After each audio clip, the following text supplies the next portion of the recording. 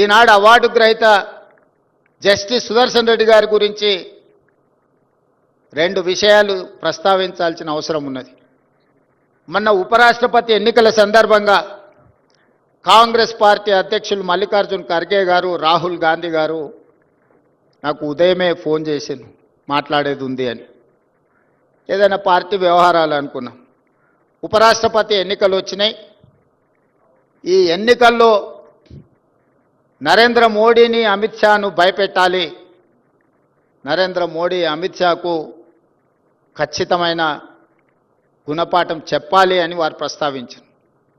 వారు నాతో ఎందుకు ప్రస్తావిస్తున్నారో నాకు మొదట్లో అర్థం కాలేదు. పార్టీ అధ్యక్షుడిగా, పార్లమెంట్లో ప్రతిపక్ష నాయకుడిగా రాహుల్ గాంధీ గారు, మా నాయకులు మీ ఆదేశాలను తూచా తప్పకుండా పాటిస్తాం, కార్యాచరణను మీరు చెప్పండి అని. అయితే జస్టిస్ సుదర్శన్ రెడ్డి గారిని ఉపరాష్ట్రపతి అభ్యర్థిగా మేము నిర్ణయం తీసుకున్నాం, నువ్వు వెళ్ళి వారితో ప్రత్యక్షంగా మాట్లాడి వారికి సమాచారాన్ని అందించండి అని వారు చెప్పడం జరిగింది.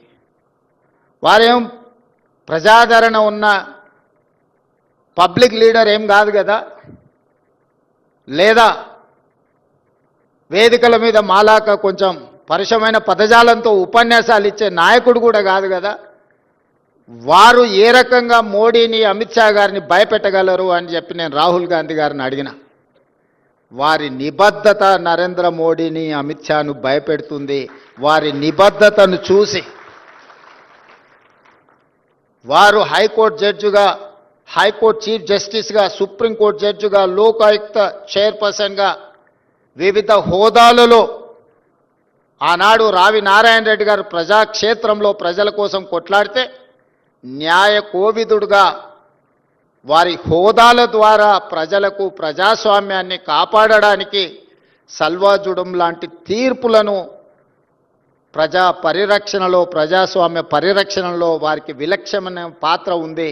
వారిని ఎన్నికల బరిలో మనం దించాలి, మీరు వెళ్ళి వారిని కలిసి మాట్లాడండి అని చెప్పి నాకు సూచన చేసింది. నేను వెళ్ళి జస్టిస్ సుదర్శన్ రెడ్డి గారితో కలిసిన.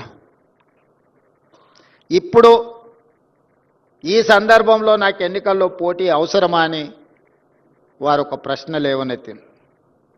అప్పుడు నేను వారికి మల్లికార్జున్ ఖర్గే గారు, రాహుల్ గాంధీ గారు నాతో అన్న విషయాన్ని ప్రస్తావించినప్పుడు, అయితే నేను సిద్ధం, ఎన్నికల్లో పోటీ చేస్తా, ఈ ప్రజాస్వామ్యాన్ని బలపరచాలి, ప్రజలకు ప్రజాస్వామ్యాన్ని స్ఫూర్తిని అందించాలి అని అంటే ఏక వ్యక్తి, ఏక పార్టీ ఈ విధానాలను మనం వ్యతిరేకించాల్సిన అవసరం ఉన్నది. మనం ఖచ్చితంగా ఈ ఎన్నికల్లో నిలబడదామని చెప్పి వారు నిర్ణయం తీసుకొని ముందుకు వచ్చిండ్రు. అదే విషయాన్ని నేను శ్రీమతి సోనియా గాంధీ గారికి, మల్లికార్జున్ ఖర్గే గారికి తెలియజేయడం జరిగింది. వారి అభ్యర్థిత్వం ప్రకటించిన తర్వాత ఇండియా కూటమిలో ఉన్న వాళ్ళే కాదు, లేని వాళ్ళు కూడా ముందుకొచ్చి కాంగ్రెస్ పార్టీ సరైన అభ్యర్థి ప్రతిపాదనతో ముందుకొచ్చింది, మేమందరం జస్టిస్ సుదర్శన్ రెడ్డి గారికి అండగా నిలబడతామని కేజ్రీవాల్తో సహా చాలా రాజకీయ పార్టీలు ముందుకొచ్చి జస్టిస్ సుదర్శన్ రెడ్డి గారి నామినేషన్ కార్యక్రమంలో పాల్గొన్నారు.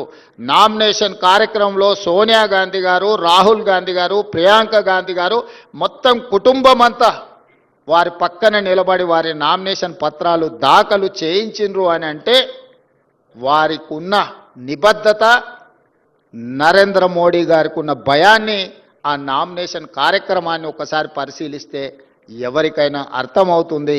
వారు మన తెలంగాణ బిడ్డ, మన మధ్యలో ఉండడం, ఈనాడు రావి నారాయణ రెడ్డి గారి జాతీయ పురస్కారం వారికి ఇవ్వడం అని అంటే సముచితమైన వ్యక్తికి సరైన సందర్భంలో ఈ పురస్కారాన్ని అందించినట్టుగా నేను భావిస్తున్న నిర్వాహకులకు అందరికీ కూడా మనస్ఫూర్తిగా నేను అభినందనలు తెలియజేస్తున్నాను.